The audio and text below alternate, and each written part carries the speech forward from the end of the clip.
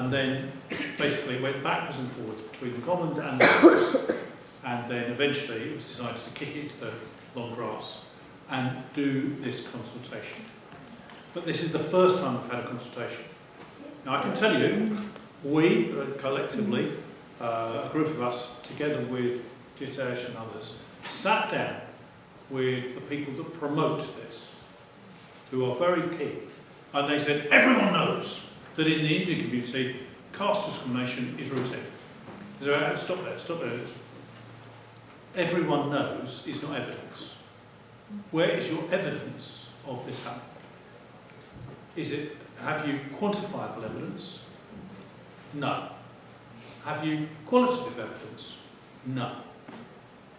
Well, what evidence have you got? Well, everyone knows that this goes on. That is not evidence. And so, therefore, the current consultation, which has ended, has been by the government to seek evidence that justifies that caste discrimination takes place. That has been hard for us when we're saying it doesn't take place.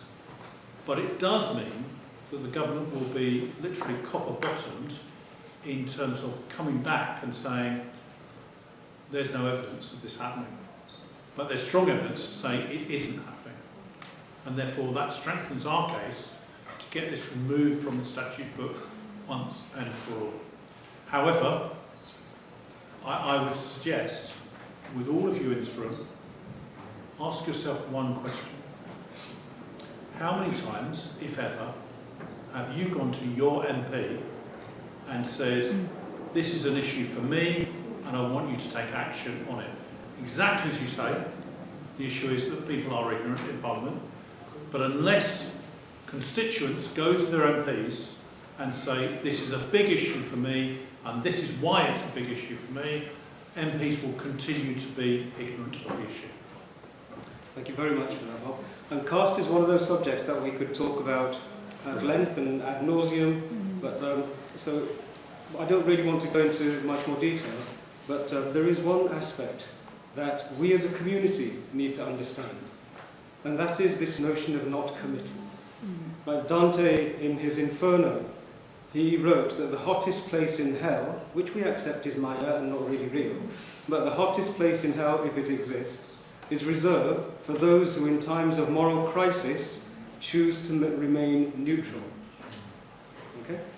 And the relevance of that to this issue is that we have to give appreciation and respect to the fact that when this issue was presented to parliamentarians, there were parliamentarians who, on the basis of a dogmatic principle, refused to even consider our protestations and the evidence that we presented. And there were parliamentarians who said, well, everybody knows that this exists, but let's have a look at your evidence and see what it is. And over that period of time, they opened the door to us to allow us to educate them and share with them our community's understanding of what this was and how it worked.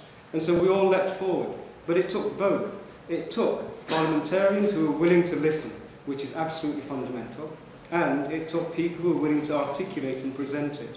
We have to do our side of it, and then those parliamentarians who were not willing to listen, I strongly suggest we reconsider our relationship with them. They exist precisely, they are paid precisely to protect our interests. And if they're not being protected, then they are slave masters and we become slaves. The other aspect of this is no other community has been required to prove its innocence. We have been required to prove our innocence prior to that we were found guilty. This is an abuse of our human rights, as detailed in the articles that I mentioned to you. We have not been allowed to continue. It has been unsought by very, very specific people.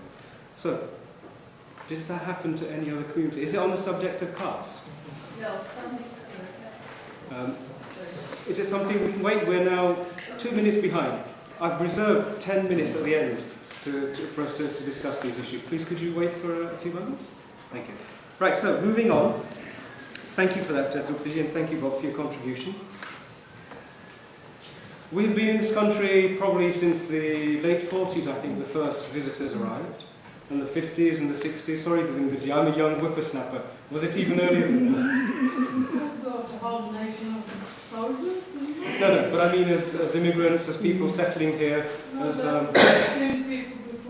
First World War. But as a way, you know, in big numbers, we started to appear in the early part of this, the last century. Okay. And at that time, there was a huge gulf between who we were and the manner in which we were understood in this country. Over a period of time, we have learned to live here. We have moved past the days where there were signs which said no Irish, no blacks, no dogs. I actually had somebody say in earshot the phrase he said, if you're white, you're all right. Yeah. If you're brown, just hang around. And if you're black, go back. But we've come a long way since that time. And that has happened because of engagement. But there are still problems. At the grassroots level, we seem to have a good settlement and a good degree of interaction. But when we interact with the establishment, repeatedly we see treatment which is perhaps not satisfactory when considered against the standards of human rights. One of those issues we're going to turn to next. For a long period of time, members of our community were bringing to the attention of the establishment, the police authorities and members of parliament that there was a phenomenon causing us a great deal of suffering in our communities. And we weren't heard. It was almost as though, well, that's nothing that happens amongst those brown folk, we just leave them to get on with it. But that issue has now moved beyond those boundaries, and had we been listened to a long time ago, I think the host community would also have been in a different place. But we're not. And before we get to our main speaker who works at grassroots levels, I would also invite one of our significant activists to join us and talk about the experience which he has faced in this country with regard to the issue of vulnerable adults becoming abused, being separated from their communities, the motivations behind it. And you will recognise that it too is an aspect of tolerating those who are intolerant. And so I would invite our guest today, Bhai Mohan Singh of the Sikh Awareness Society, to address us and share with us some information, some data, and the experiences that he's gathered over the last 30 years, last few decades. Please, would you like to? Anji Modi, please.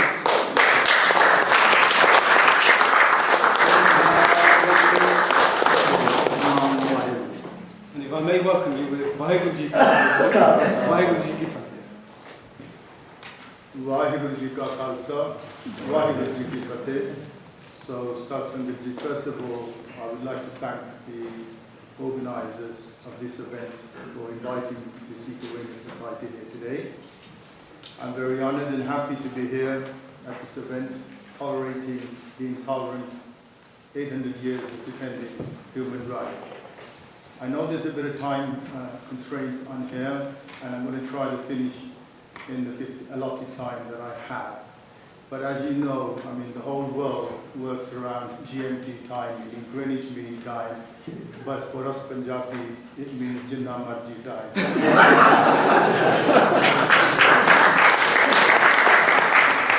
So I won't be taking Jinnah Marji time on defending human rights. Right from the onset of the Sikh faith, the Sikh Gurus, from Guru Nanak Dev Ji to Guru Gobind Singh Ji and Sri Guru Granth Sahib Ji Maharaj, condemns the disease of intolerance. The Sikh Gurus vehemently supported the right of free speech and free choice of faith and defended human rights. No price is too much to pay to protect these values.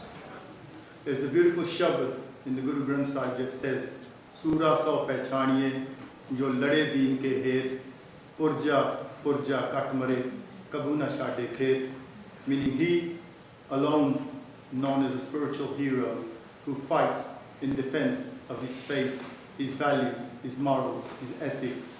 He may be cut apart piece by piece, but he never leaves the battlefield.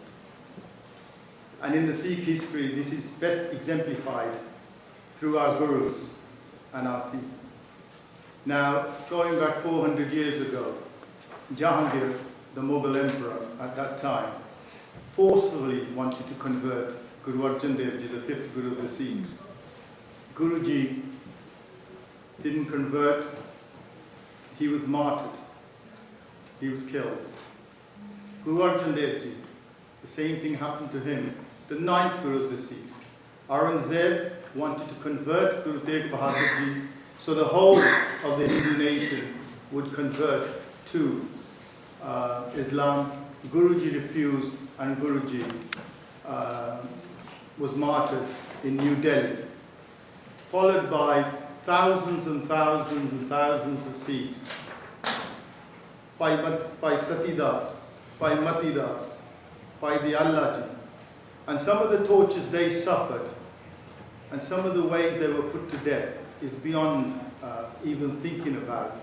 You either force or you die in that manner. Bhai Satidas Ji was wrapped in cotton wool and burnt alive in New Delhi. Bhai Matidas Ji was sawn in half because he would not accept Islam. And Bhai Diyala Ji was boiled alive in a hot cauldron of water because he would not convert. Thousands upon thousands, mass torture and persecution of Sikhs continued under Zakaria Khan because the Sikhs would not convert. Torture of Sikh women and kids in Mir Manudi prisons from 1748 to 1753 because these kids and these women wouldn't convert.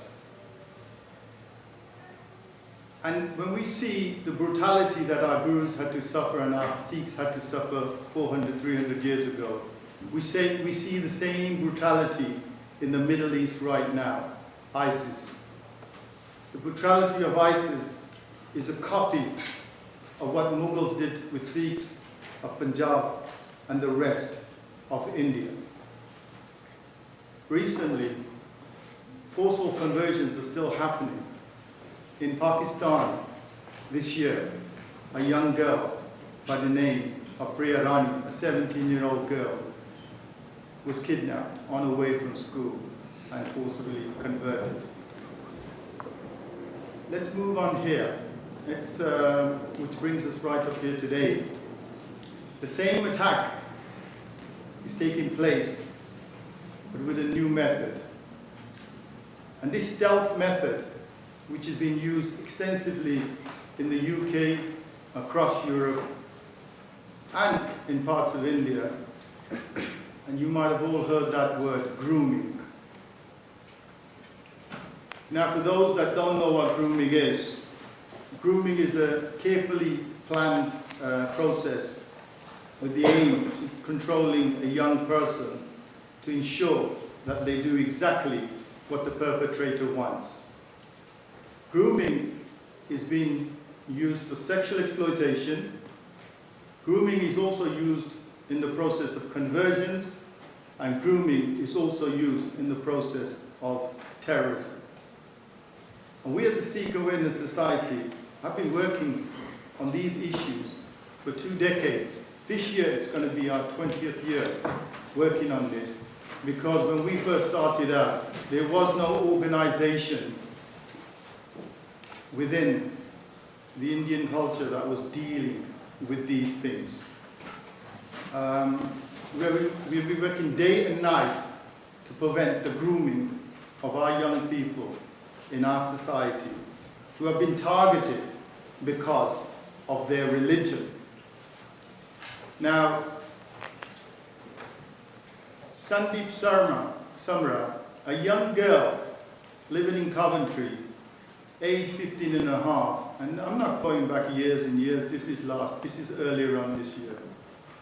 A young girl, within 2 months, converted, left home, converted because she was groomed, came back. The police and the local council gave no help to the family. They said, conversion is conversion, we can't do anything about it. By 17 and a half, she was actually picked up by the police for preparing an act of terrorism. See the change within months. Conversion, sexual exploitation, and terrorism, they all go parallel. And we worked with this family. And over the years, we found one particular model, one particular common theme in the majority of all exploitation cases. And I'm going to briefly take you through this model. And the one that works all the time is the boyfriend model. In Europe, it's called the lover boys. In India, I believe it's called love jihad. Where girls are being deceived into believing that they are in a mutual relationship only to be groomed and passed on to other groups. In Gurbani, my guru tells me, Jin man hor, mukh hor, sekande kachiye. Those who have one thing in their heart and something else in their mouth, they are judged false. And this is what's happening. On the lips of these people, it's something else. In the heart, there is a planned attack. A young lady in Slav, 16, thought she was in a relationship late last year with a Pakistani gentleman. They did things together, sexual things together. He filmed her. He then put it on the internet. He had 400 followers. And he was saying he was doing this and this and this to this young lady. And they said, prove her faith to us. Prove that you're doing it to this particular faith. So one day, he takes her to her home when her parents are out, while in the act of doing sexual act. He then moved his camera towards the picture of their guru. Literally, when he put it on, the comments started coming. Literally, you have destroyed the faith and the girl. That means there's a planned attack. And this case is also coming to court in Slough, maybe in the next month or 2 months.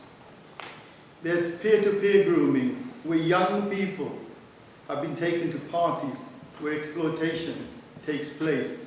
Last year, we dealt with a Hindu girl in Leicester who studied in Leicester, was invited to a party in Birmingham on Broad Street, and then brutally raped by 3 people. Street-based exploitation. Young men and young women are being sexually exploited on the streets, in the colleges, university, workplaces. And you go past any town, there are people shoving down leaflets down your throat.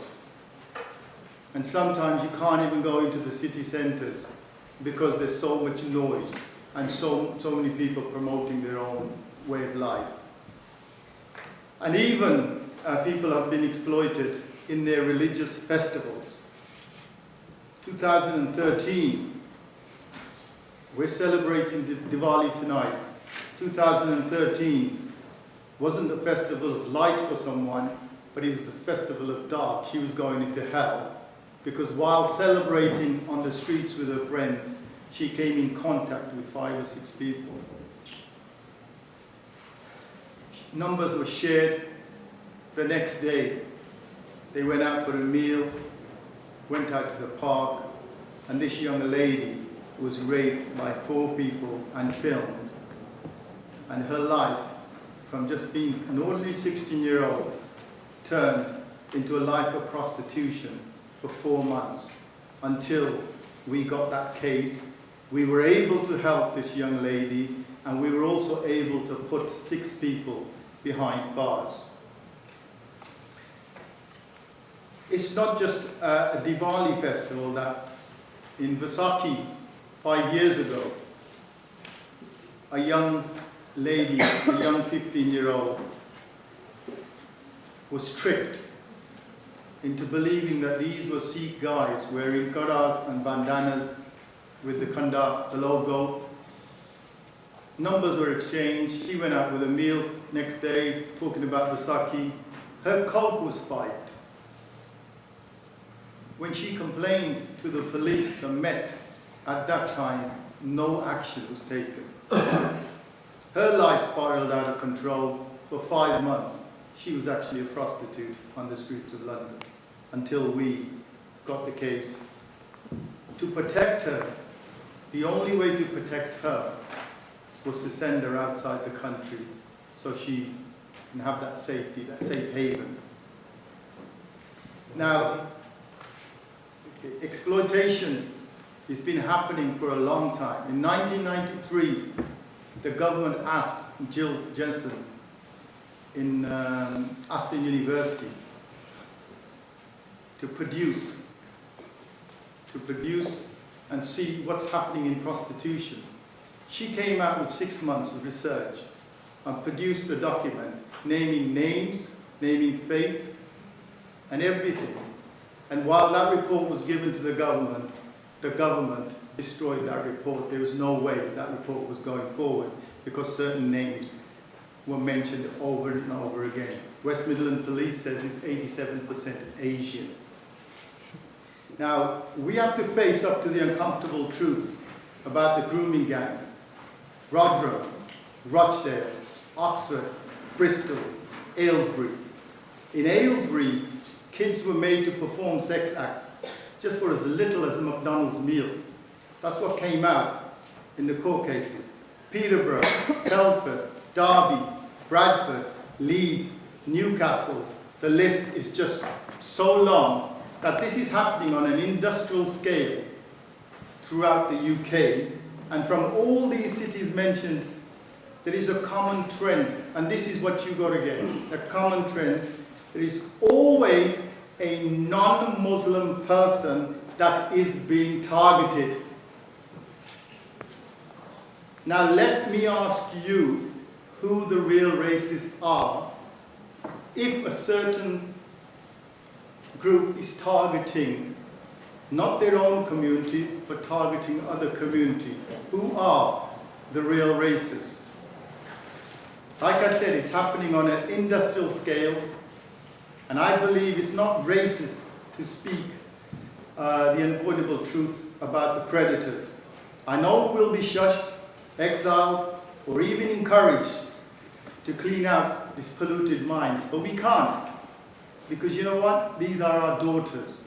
These are our children. This is our future.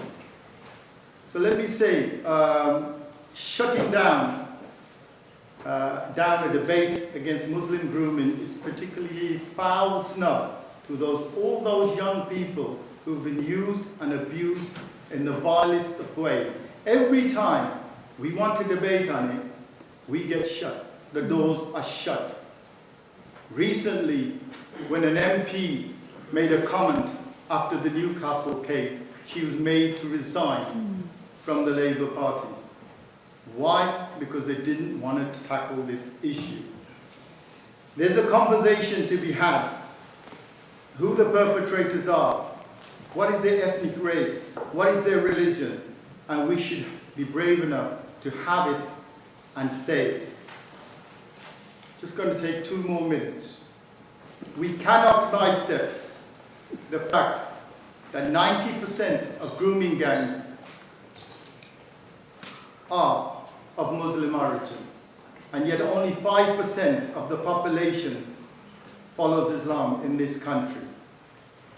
So Satsangajia, national debate is urgently needed to understand why Pakistani heritage gangs have been abusing non-Muslim girls across the country, and the debate needs people who ain't afraid to listen to the truth, and this debate doesn't need those people who see no evil and hear no evil, like we got in the councils across the country and in government, especially in opposition to government.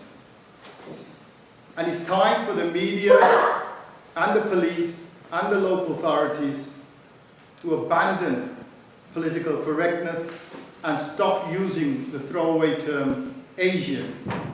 Drop the term Asian. It's misleading and it's offensive. in the end, all I want to say is thank you very much for listening to us today, and thank you very much for inviting us here today. And I hope you take this on board and take it within your communities and spread that message. Why would you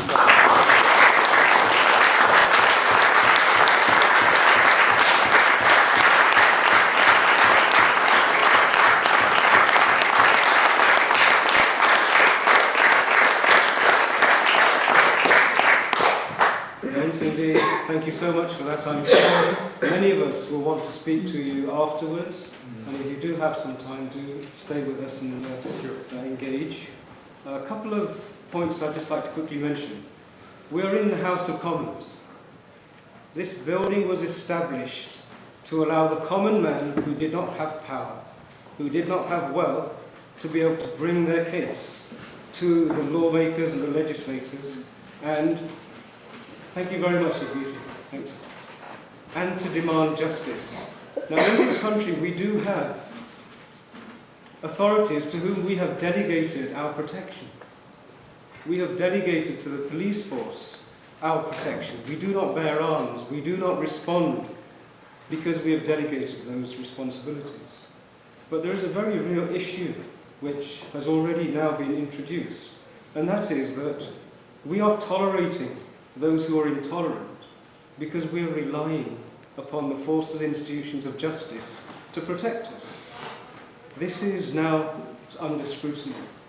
And before we move on to the next speaker, who will be talking about the EU Parliament and some of the discoveries we've made in the last few years, there is an aspect for us to bear in mind.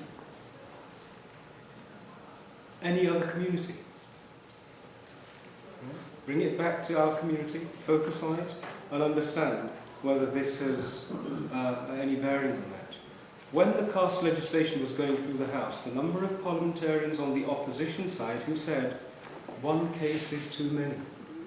They said to us that when a woman standing in a car park is abused by another woman by name-calling, that's too many, and so we need legislation to protect those people. Now, that was an instance which is internal to our community, but they acted to legislate. If I was to ask Mohanji to tell you how many cases of this nature and to this degree he has encountered, you would be horrified, and yet we do not hear anybody saying, one case is too many. What we heard is that to be caste racist is to be Hindu. But when members of one particular community shout Allahu Akbar, for example, and I say that as an example, and perpetrate an atrocity, we are told terrorism has no religion. This seems to me to be an imbalance, and that is another pointer to the fact that we are looked at and dealt with through a very, very jaundiced and biased and prejudiced lens. Mohanji is grassroots, and he is working at the grassroots, and most of us know that that's where the greatest traumas, the greatest emotional strength is required. So I'd ask you once more to express your appreciation for the work that he's doing and for joining us.